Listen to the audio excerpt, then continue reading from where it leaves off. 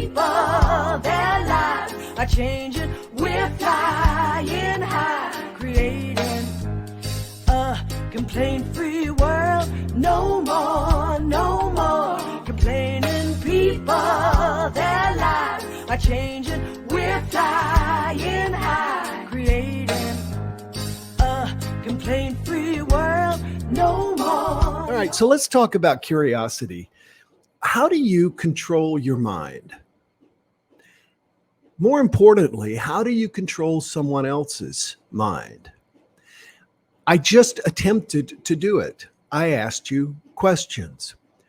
When you give someone a statement, a person all of a sudden decides whether or not that statement is true or not, or whether or not they agree with it, and that's about it. But when you ask somebody a question, their mind usually takes a second and goes, let me see.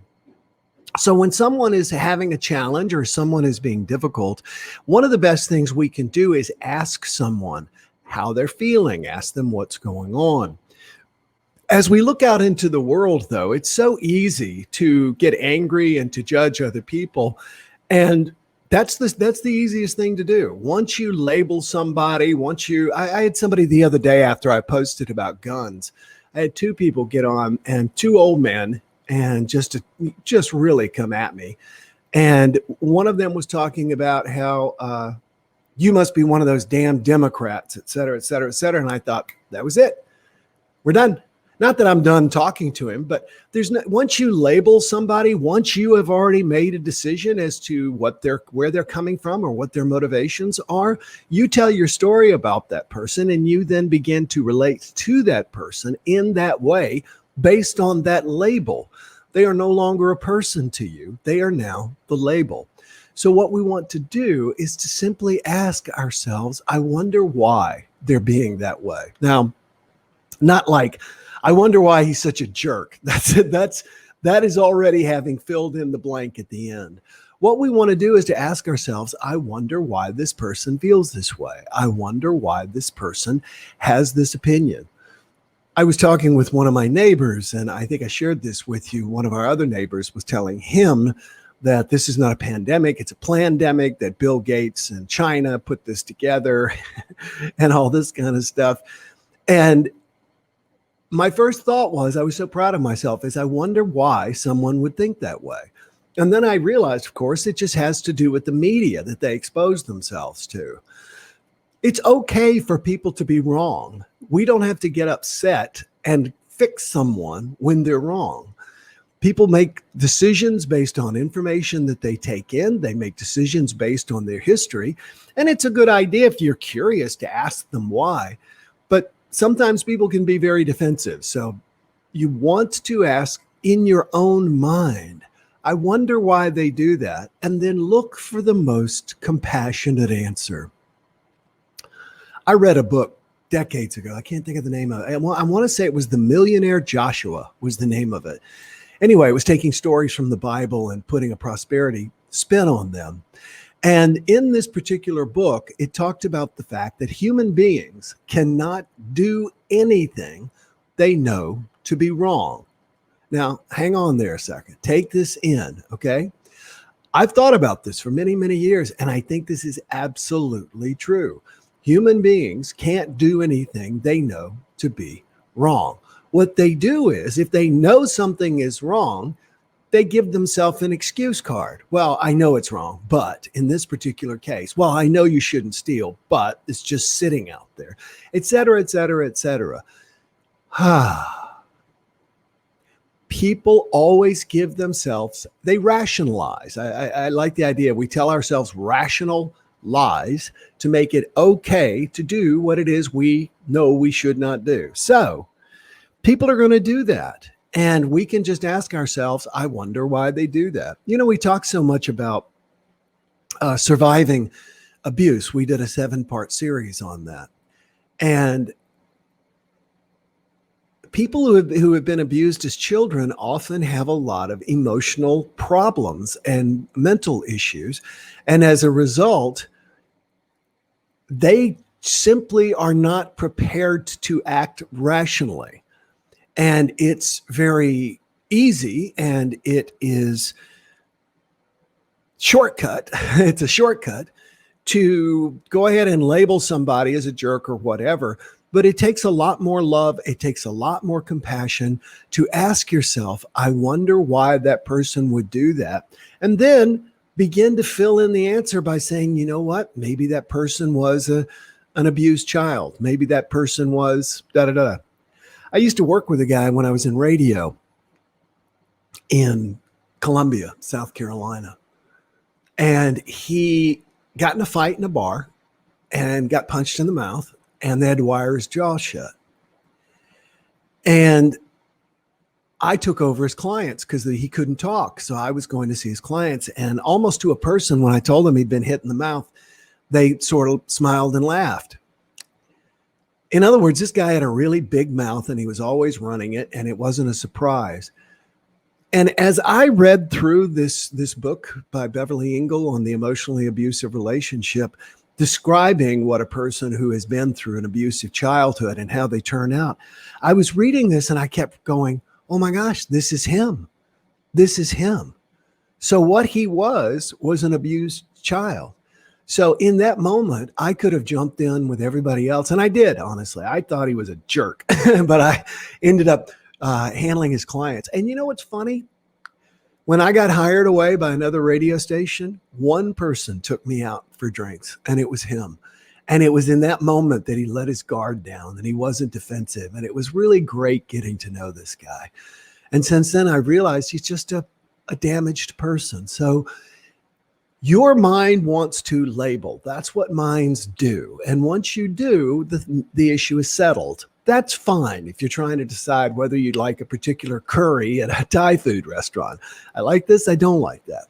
But people are far more complex, and people have issues. So often we tend to think it's our issue when someone acts as they are, and beginning to ask ourselves, I wonder why they are being this way, instead of whatever it is. I wonder why. It's a great question to ask yourself. It's also a great question to ask yourself when it comes to business or even your daily life. I asked myself that just the other day. I said to myself, I wonder why I'm still doing this habit of getting up, pouring myself coffee, sitting outside with Teddy. And there's nothing wrong with that. It's actually one of the best parts of the day.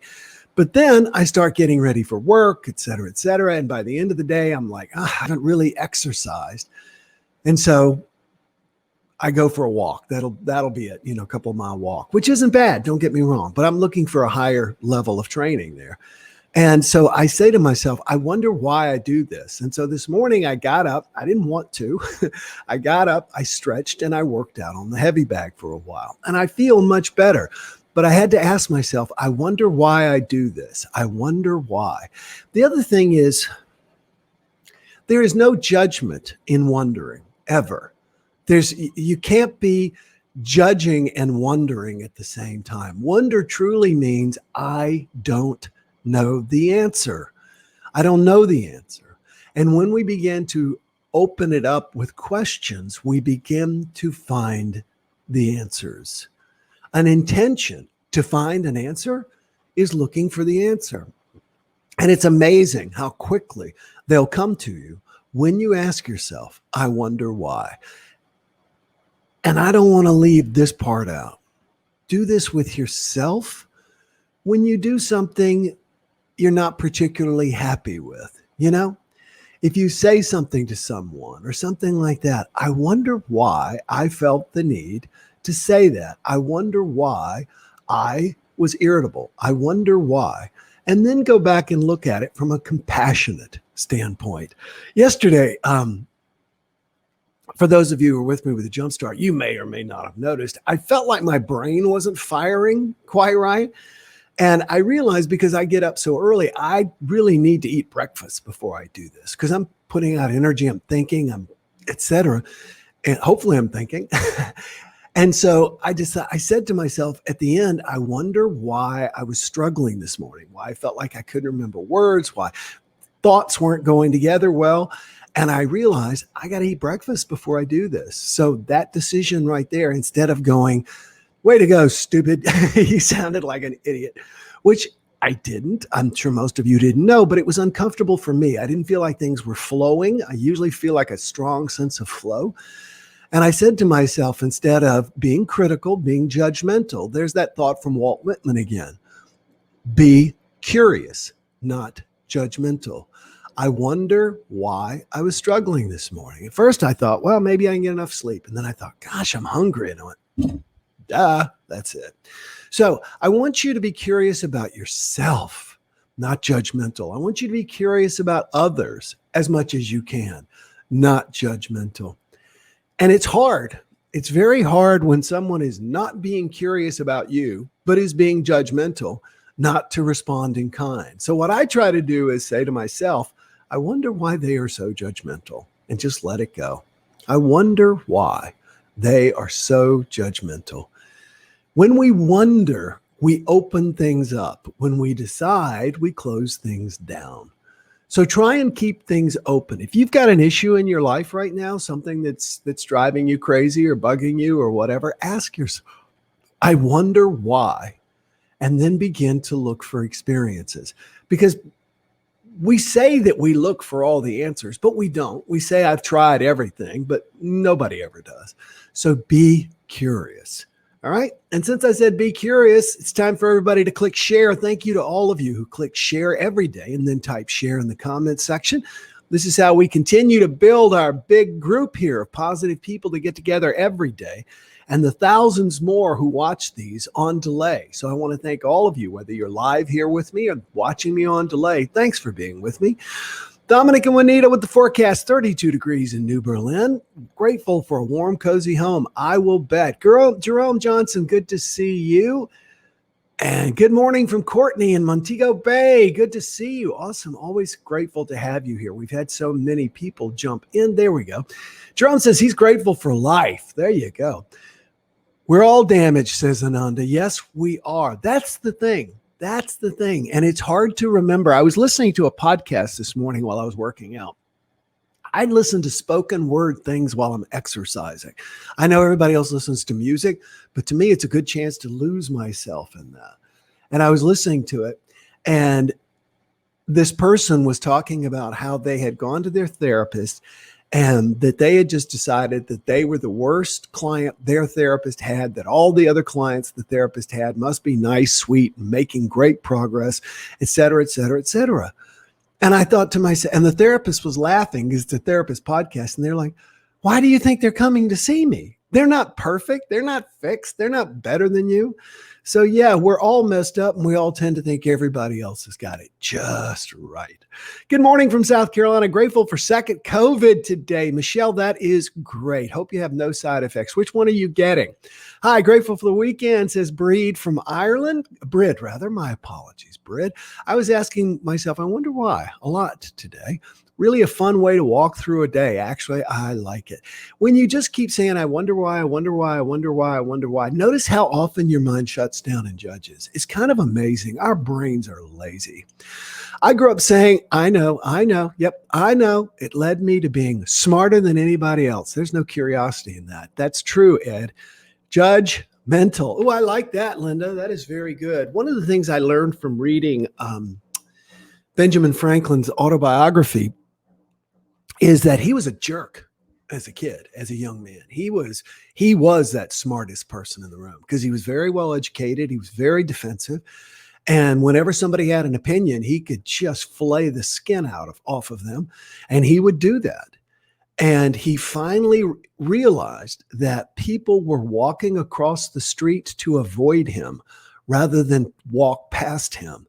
And he asked a friend, and the friend was straight up and just told him, you're a know-it-all, et cetera, et cetera.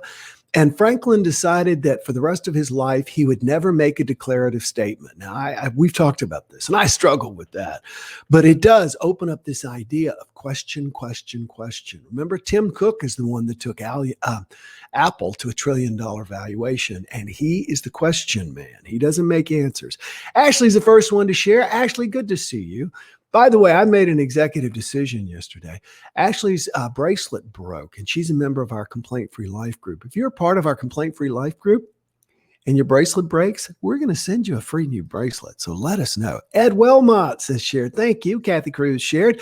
Christy shared. And Tammy, hello, Tammy, says, don't worry, be curious. That would have been a good song. Share every time. Let's spread the positivity. I need to be complaining, says Ananda. Thank you so much. That is exactly how we do this, is by sharing every single time. Jerome says shared, be a life learner and be curious, says Denise. Yes. Courtney shared. Thank you. Barbara Joe, thank you for being real, sharing, learning, knowledge, compassion, and love. Thank you, Barbara Joe. Sometimes I get done with these and I'm like, did I share too much? Did I overshare? Sometimes the answer is, yes, I did. And you can go back and look for those because you won't find them. I get Miroslav to delete them. I'm like, I think I was a little over the top. I just shared too much. That's only happened like twice. Modernist, first one, bad. Still have red patch on my arm. Moderna, I get it, but I am grateful for the opportunity to be fully vaccinated. Michelle, I'm sorry to hear you're having a hard time with that. Linda shared. Awesome, everybody. Listen, thanks so much. And I wonder why you're here with me today. And I'm grateful. And I hope whatever it is you're looking for, you got it. And I hope you take it through the rest of the day. And I hope you bring it back tomorrow so we can give you a little bit more. Remember, the best way to have a bright, happy day is to make somebody else's day happy and bright. Enjoy today. I'll see you tomorrow. No more complaining people. Their lives are changing. We're flying high, creating a complaint-free world. No more